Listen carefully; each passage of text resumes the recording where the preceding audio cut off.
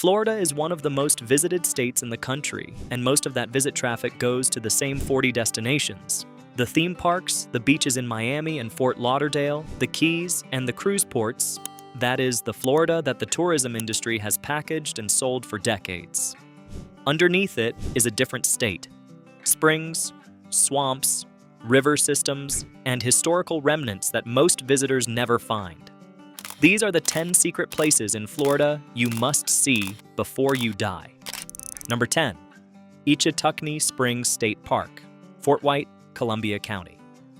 Ichetucknee Springs is a group of 9 springs in Columbia and Suwannee counties in north-central Florida, collectively producing approximately 233 million gallons of fresh water per day at a constant 68 degrees Fahrenheit. The Ichetucknee River, fed entirely by these springs, flows approximately 6 miles before joining the Santa Fe River, and tubing or paddling that 6-mile stretch through crystal-clear water over white sandy bottom, under cypress and hardwood canopy is one of the more extraordinary freshwater recreation experiences available in the continental United States. The clarity of the water is specific to spring systems. The water percolating through the Floridan aquifer's limestone for years before emerging at these springs has been filtered to a clarity that makes the bottom visible at 20 feet depth. The water temperature of 68 degrees Fahrenheit is constant year-round, refreshing in summer, warm enough for swimming in winter. Manatees shelter in the spring runs in winter when the Gulf and river temperatures drop, making the springs one of the accessible warm water manatee refuges. The park limits the number of tubers per day during peak season. Reservations through Reserve America are required from April through Labor Day, specifically to prevent the kind of overcrowding that has degraded some other Florida spring systems. The Ichetucknee's water quality remains high specifically because of this management. The upper run, 3 miles, is the more commonly visited section. The lower run, 3 miles from Blue Hole Spring to the US 27 takeout, is quieter and equally beautiful. The specific ecology of the Ichetucknee River system is what first-time visitors are not prepared for. The underwater visibility allows an aerial perspective on the river's bottom communities as you float above them. Freshwater eelgrass beds, patches of limestone exposed by the current, schools of bream and bass visible from the surface, and the occasional soft-shell turtle moving through the shallows. Great blue herons, green herons, limpkins, and wood storks occupy the river's banks and sandbars. The river corridor is a linear nature experience that is 3 miles long and 2 feet of depth away from the wildlife at any point. The springs of north-central Florida, the Ichetucknee system, Ginnie Springs on the Santa Fe River, Blue Springs State Park on the St. Johns River, Silver Springs near Ocala, represent the exposed surface expression of the Floridan aquifer, one of the most significant freshwater aquifer systems in the world. The aquifer underlies approximately 100,000 square miles of the southeastern United States and is the primary drinking water source for much of Florida. The spring's clarity is a direct indicator of aquifer water quality, and the documented increase in nitrogen concentrations in Florida spring systems over the past 4 decades from agricultural fertilizer and wastewater input is the primary water quality concern for the spring systems that make north-central Florida one of the most extraordinary freshwater landscapes in the country. Number 9. Canaveral National Seashore, Brevard and Volusia counties.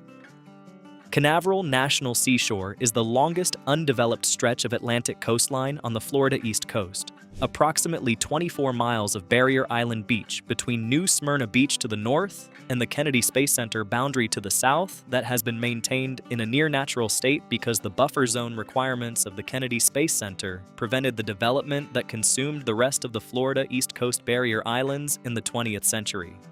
NASA needed a clear zone around its launch facilities for safety and security reasons. The federal ownership of the land that became Canaveral National Seashore was a byproduct of that requirement. The result is 24 miles of beach where the development density drops to effectively 0. No condominiums, no hotels, no beach umbrella rental operations, No beach chairs stacked 5 deep in front of resort pools. Just the dunes, the sea grape vegetation, the nesting loggerhead sea turtles, June to July nesting season, and the Atlantic. The specific experience is the emptiness by Florida standards. Playa Linda Beach, the southernmost section accessible by road from the NASA Causeway, is a long expanse of beach that is often nearly empty on weekdays. Apollo Beach, accessible from the northern end via the Eldora area and Route A1A in New Smyrna Beach, is similarly undeveloped. The views from either end of the seashore on a clear day include, depending on timing, launch infrastructure visible on the Merritt Island horizon, and if you time your visit around a scheduled launch, Playa Linda Beach and the Kennedy Space Center Visitor Complex offer the closest accessible public viewing point to the launch pads on the Eastern Range. On launch days, the beach fills significantly. On non-launch weekdays in the off-season, it reverts to the emptiness that defines it. The Canaveral National Seashore's Turtle Nesting Program provides one of the more accessible sea turtle conservation experiences in Florida. Loggerhead sea turtles, Caretta caretta, green sea turtles, Chelonia mitas, and leatherback sea turtles, Dermochilus coriacea, all nest on Canaveral beaches, with loggerheads the most numerous. The park's ranger-led turtle walks during nesting season, typically June through July, allow small groups to observe nesting females at night under low-light conditions, in a format that puts people in direct proximity to the nesting process without disturbing it. Reservations fill quickly. The specific experience of watching a 300-pound loggerhead sea turtle come ashore in the dark and excavate a nest chamber is not replicated in many accessible public programs. The Mosquito Lagoon, which forms the western boundary of the barrier island, is one of the most productive shallow water fishing estuaries in the eastern United States, specifically for redfish, red drum, and spotted sea trout, and is part of the Greater Indian River Lagoon system that holds more species of fish than any comparable estuary in North America. Number 8. St. George Island, Franklin County. St. George Island is a barrier island in Franklin County in the Florida Panhandle, separated from the mainland by Apalachicola Bay and accessible by a 4-mile causeway from East Point. The island is approximately 28 miles long. St. George Island State Park occupies the eastern 9 miles of the island, the undeveloped section, and contains some of the finest beach in Florida. White quartz sand, Gulf water in the specific blue-green color characteristic of the Panhandle, and a dune system that is intact enough to support nesting shorebirds and the specific Panhandle scrub ecology. What makes St. George Island specifically worth the drive, the nearest major airport is Tallahassee, approximately 80 miles away, is the combination of the state park beach quality and the Apalachicola Bay context. Apalachicola Bay, enclosed by the barrier islands of St. George, Little St. George, and Dog Islands, was historically one of the most productive oyster fisheries in the United States, supplying approximately 10% of the country's oysters at its peak. The bay's oyster fishery has been severely impacted by upstream water management disputes that have reduced the freshwater flow from the Apalachicola River. A conflict between Georgia's water use in the Chattahoochee-Flint River system and the downstream Florida oyster fishery that has been in federal court for decades. The town of Apalachicola, across the bay from St. George Island, is a small fishing and tourism community of approximately 2,400 people, with intact Victorian commercial architecture, a waterfront that still shows the character of the 19th century cotton and sponge trade that built it, and one of the more authentically preserved small Gulf Coast town characters in Florida. Apalachicola has a specific American history footnote. John Gorey, a physician who practiced in Apalachicola in the 1840s, invented a machine to make ice artificially in 1851. Ice that he initially intended to cool the rooms of his malaria and yellow fever patients. Gorey was granted U.S. Patent Number 8080 on May 6, 1851 for the first ice machine in the United States. The direct lineage from Gorey's ice machine to mechanical refrigeration and air conditioning is documented in the history of technology.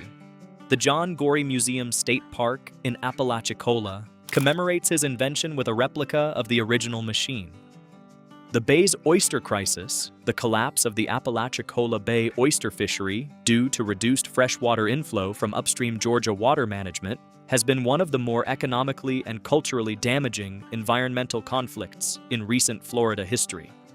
The oystermen who had harvested Apalachicola Bay for generations found their fishery essentially gone by the early 2000s, a direct consequence of the water wars upstream.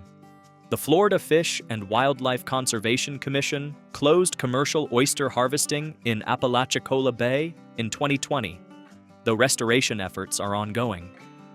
The story of Apalachicola's oysters is, essentially, the story of what happens when a hydrological system that crosses state lines is managed by the upstream state for its own benefit without accounting for the downstream costs.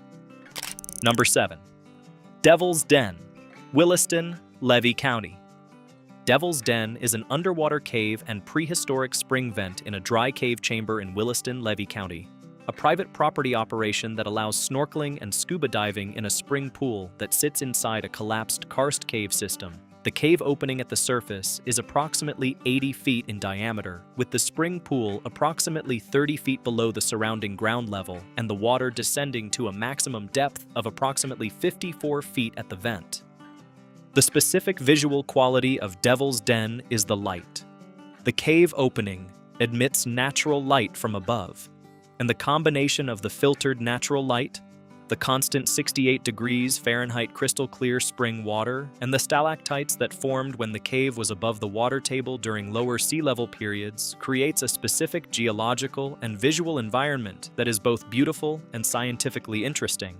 Fossils of Pleistocene megafauna, giant ground sloth, mammoth, mastodon, and early horse have been recovered from the spring's sediments, deposited when the cave served as a water source for Pleistocene-era animals in the now submerged Florida landscape. The operation is privately run by the same family that has owned the property for generations. It is not a state park or a publicly managed site. Access is through the private operator, who sets hours and capacity. The specific limitation is the enclosed nature of the cave.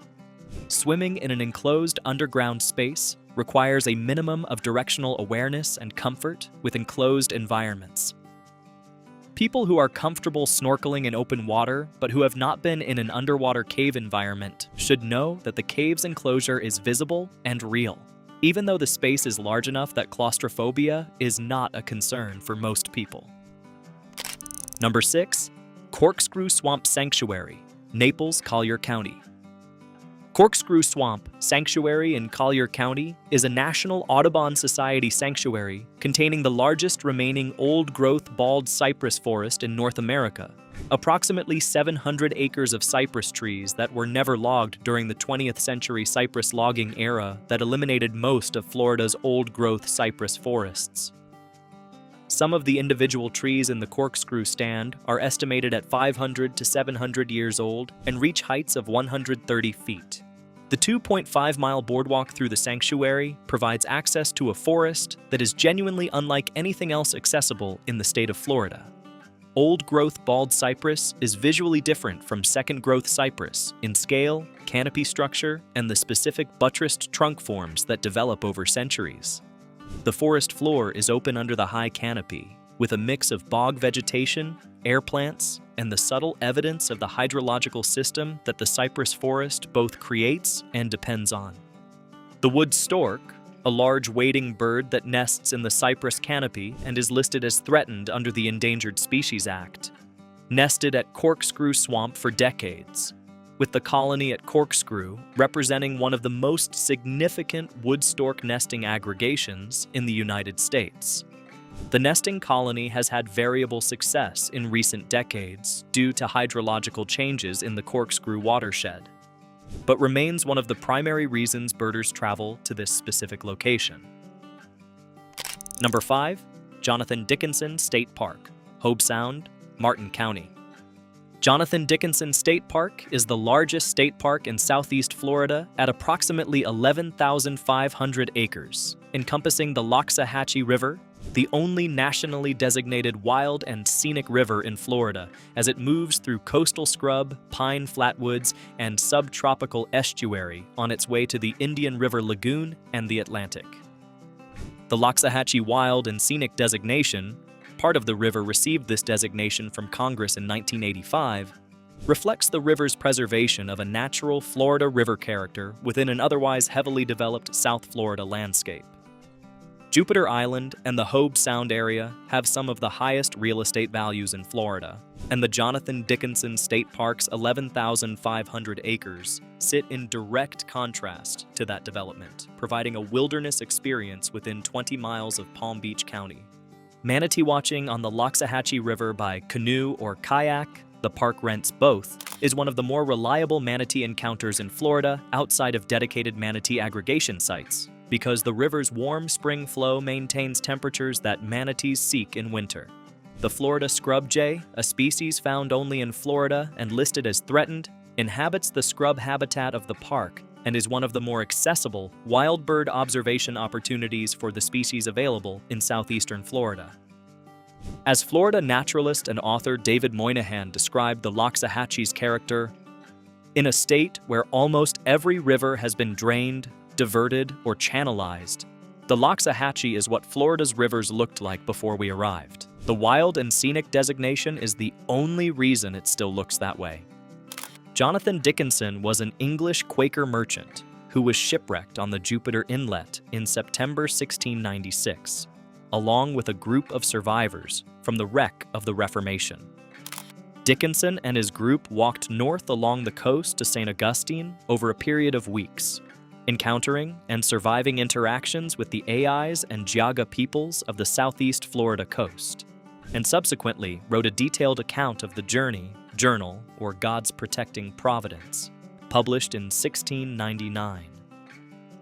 The account is one of the most significant primary source documents for both early Florida geography and for the cultural practices of Florida's southeast coastal indigenous peoples, most of whom were gone within a century of Dickinson's passage due to disease, Spanish colonial pressure, and displacement. The park's river tours, guided boat tours of the Loxahatchee offered by the park concessionaire, are the most accessible way to observe the river's wildlife without paddling experience. Alligators, ospreys, bald eagles, roseate spoonbills, and manatees are all documented sightings on the river tours. The specific Loxahatchee character, the tannin dark water, the overhanging subtropical vegetation, the specific quality of a coastal river moving through maritime scrub and pine flatwoods is unlike any other river experience in South Florida. Number 4. Wakulla Springs State Park, Wakulla County. Wakulla Springs in Wakulla County is one of the largest and deepest freshwater springs in the world, a single spring vent with a flow rate that can exceed 1.2 billion gallons per day during high flow periods, creating an immediate river and one of the most extraordinary underwater visibility situations accessible to snorkelers and divers in the continental United States. The spring pool is approximately 4.5 acres, and the main vent descends to approximately 185 feet, with explorable passages extending into unexplored cave systems at depth. The specific history of Wakulla Springs includes multiple film productions. Tarzan films with Johnny Weissmuller were filmed here in the 1940s. The original Creature from the Black Lagoon, 1954, filming used Wakulla Springs as the Black Lagoon location. The 1955 sequel Revenge of the Creature was also filmed here. The spring's extraordinary visual character, the glass-clear water, the limestone bottom, the constant blue of the deep vent, is visible in those films and is unchanged today.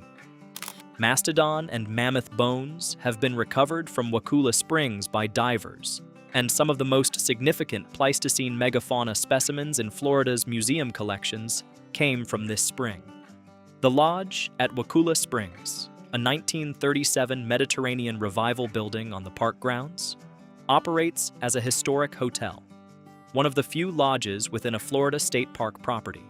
The specific combination of the spring scale, its film history, its fossil history, and the accessible lodge makes Wakulla Springs the most complete hidden gem experience on this list. The Tarzan filming connection has specific documentary interest. Johnny Weissmuller filmed multiple Tarzan pictures at Wakulla Springs in the 1940s because the extraordinary water clarity and the exotic vegetation made it visually convincing as jungle Africa. Wakulla Springs doubled as the Congo, as the Amazon, and as various other tropical settings that it in no way geographically resembles, a testament to both the specific visual quality of the spring environment and to the era's approach to location shooting.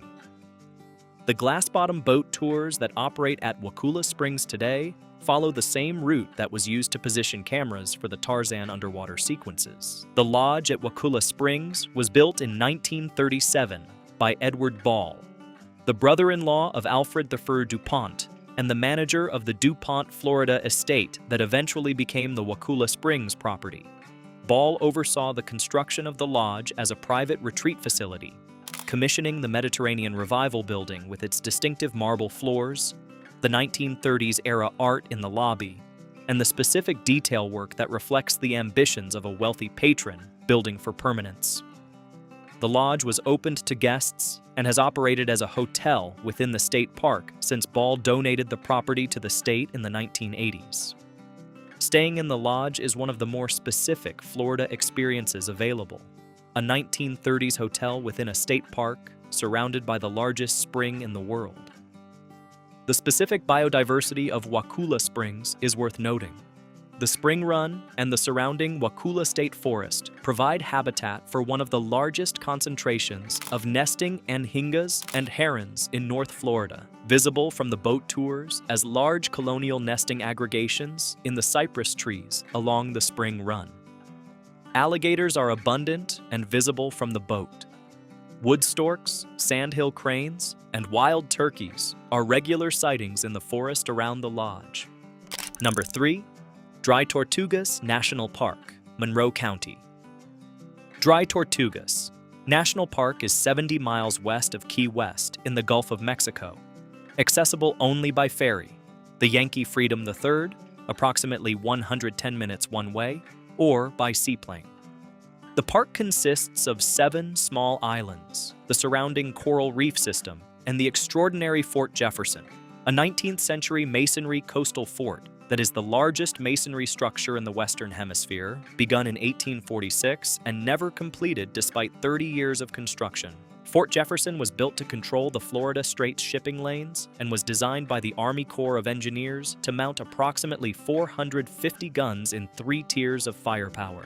The construction used approximately 16 million bricks. The fort was never completed. Improvements in naval ordnance during its construction rendered masonry fortifications obsolete before Fort Jefferson was finished, and it served primarily as a federal prison during and after the Civil War.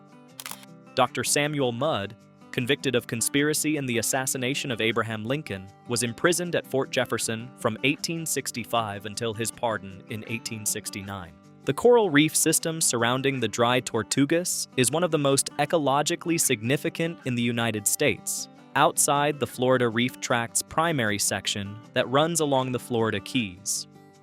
The clarity of the Dry Tortugas water, farther from land-based runoff than the Keys reefs, supports coral coverage that is better than most accessible reef sections.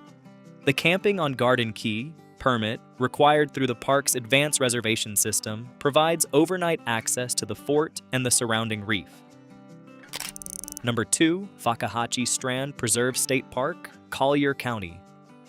Fakahatchee Strand is the largest strand swamp in North America, a linear forested wetland approximately 20 miles long and 3 to 5 miles wide in Collier County, fed by slow-moving water sheets flowing south from the Corkscrew watershed through the Big Cypress Swamp System. The Fakahatchee is the orchid capital of North America. It contains the greatest concentration of native orchid species of any location in the continental United States, with 44 native orchid species documented within the strand.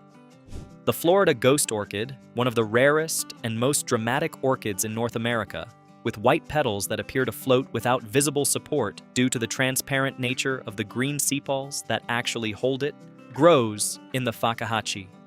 The ghost orchid of the Fakahatchee was the subject of Susan Orlean's 1998 book, The Orchid Thief, and the subsequent 2002 film adaptation, which brought the Fakahatchee to national attention without significantly increasing visitor traffic.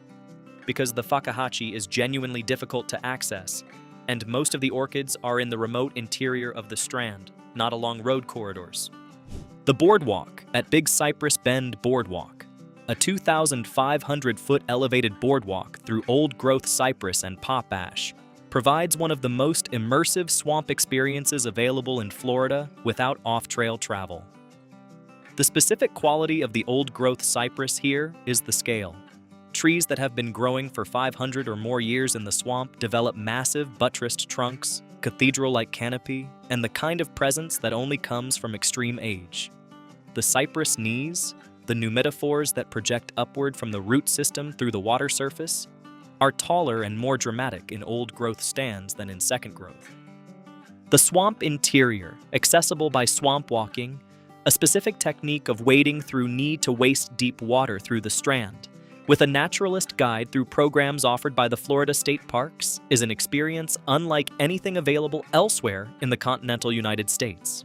The Fakahatchee's swamp walking programs operate year-round and provide access to the interior communities of the Strand, the ghost orchid habitat, the bromeliads, the massive old-growth trees that are not visible from the road corridor, in a context that is guided, documented for participant safety, and extraordinary for participants with any interest in subtropical Florida ecology. The 44 native orchid species documented at Fakahatchee include not only the ghost orchid, but the butterfly orchid, Prosthecaea cochleata, the dingy-flowered star orchid, Epidendrum amphistomum, the clamshell orchid, Prosthecaea cochleata, and dozens of others from the Epidendrum, Habenaria, and Spiranthes genera. The specific combination of the Strand's hydrology, the old-growth canopy, and the subtropical climate produces the conditions that no other location in the continental United States replicates at this orchid species diversity. The Fakahatchee's cypress logging history provides the specific counterfactual for what exists there. The corkscrew swamp system to the east, the Fakahatchee's close relative, was systematically logged in the early 20th century. A railroad was built through the Big Cypress to remove the timber. The Fakahatchee's most intact sections survived logging, partly because the terrain was too wet and the timber access too difficult to make the economics work in the early 20th century, and partly through the state's eventual acquisition. The trees that were too difficult to reach a century ago are the trees that make the Fakahatchee extraordinary today. Number 1, Natural Bridge Battlefield, Historic State Park, and the surrounding Apalachicola lowlands, Leon County.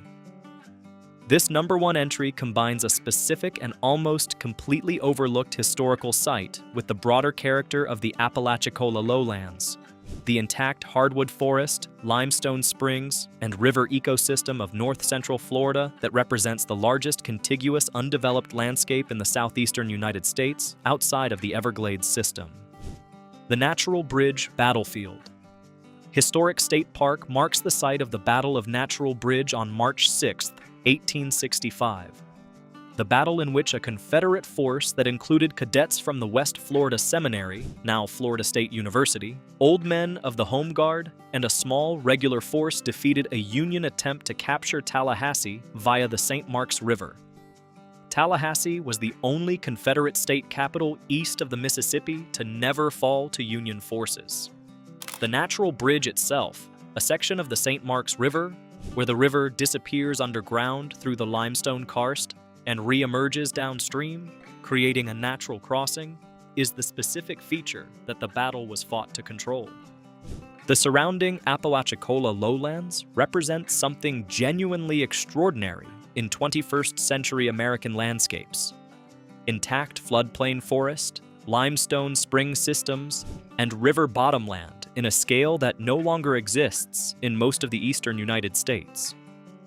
The Apalachicola River has been the subject of the same water wars that affect Florida's coastal fisheries.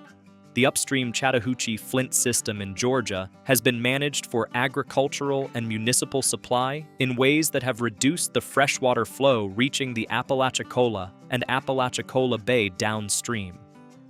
The ecological stakes of that conflict are documented in scientific literature and visible in the degraded oyster fishery downstream. The specific birding character of the Apalachicola lowlands, the concentration of neotropical migratory species in spring as birds make landfall from the Gulf, the resident population of red-cockaded woodpeckers in the longleaf pine systems of the adjacent Apalachicola National Forest, and the variety of wading birds in the river's floodplain, makes the area one of the most significant birding destinations in the Southeast.